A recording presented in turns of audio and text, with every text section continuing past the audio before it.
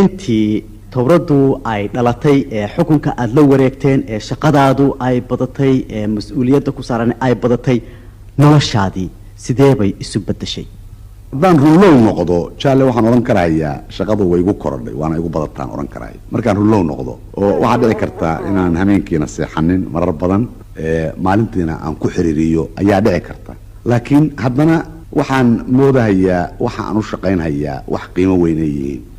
dadka Soomaaliyeed iyo noloshooda iyo xornimadoodii hore u kacooda iyo wanaagooda inay tahay haddii noloshu ama dhib ha mudato ama yeenan mudanine mar haddaan hawshaas gobta ah randhiiska dambana u yeelanaya ilmaha Soomaaliyeed aan hayo dhibaatada isoo gaaraysa ma kasaba Mr President markaadan shaqaynaynin arrimaha aad ku madadaalato ee hawbiga ku ah maxaa kamid ah wallahi mar aan shaqayn ma arkin wax aan micno lahayn mooye markastaba shaqa waa taala intaan noolahay dadka naga inaan iyo dalka naga u shaqaynayaan jecel saasaana waqti badan u lahayn laakiin markii aan shaqada ku daalo si shaqada haddana aan xoog ugu sii yeelano meelaha aan aadaa waxa kamid ah xarunta dhexdeeda geedkan la yiraahdo big bombka aan ku madadaasho waxa kale oo kamid ah inaan volleyballka isagana aan askarta iyo ama dadka saaxiibada aan la ciyaaro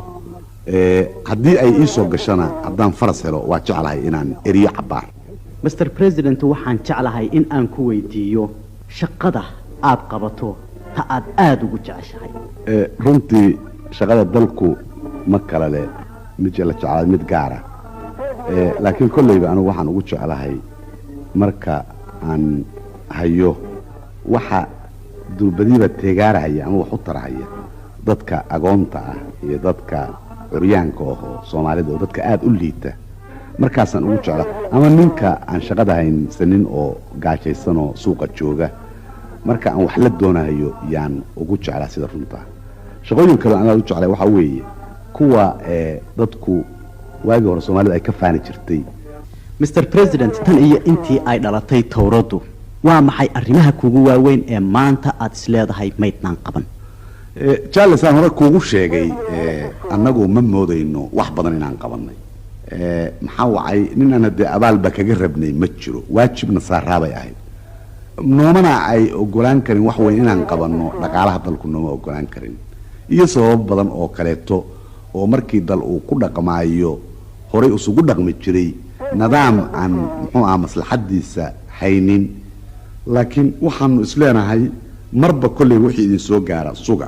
waxaanan qabnaa waxa Soomaaliya u baahan tahay wax far badan inay yihiin oo in la qabtaa xaq ay tahay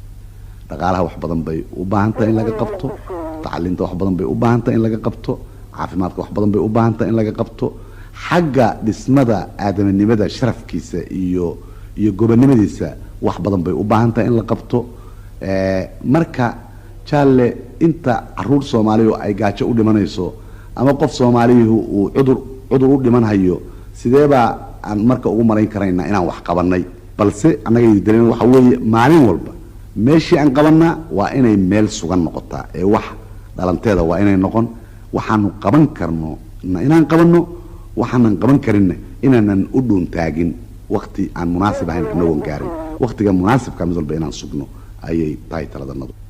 Mr President waxaa jira dad fara badan oo Soomaaliya oo ku dhaqan dalalka dibadda oo markii ugu horeysay maanta codkaaga maqlaya fariinta aad dadka maanta gaarsiinaysaa waa maxay waxaan gaarsiinayaa ummad walba adduunka joogta taariikh bay leedahay dadka Soomaalida oo dibadda jooga waxaan gaarsiinayaa aan una dirayaa waxa weeye xornimada Soomaaliyeed markii ay isku bilowday inay baadi goobto u halganto dadka dibadda jooga qayb weyn bay ka qaateen waxay uga qaateen xoolahooda waxay uga qaateen codkooda waxay uga qaateen in ay istaageeraan isjeclaadaan ayaan darro waxa ahayd markii xornimadii la helay sidii maamulkuba halka uga xumaaday iyagana maamulku inuu ka xumaaday qofku wuxuu ku sharaf leeyahay dalkiisa haddii uusan dalkiisa aaminsanayn wax xushmadaynaya ma jiraan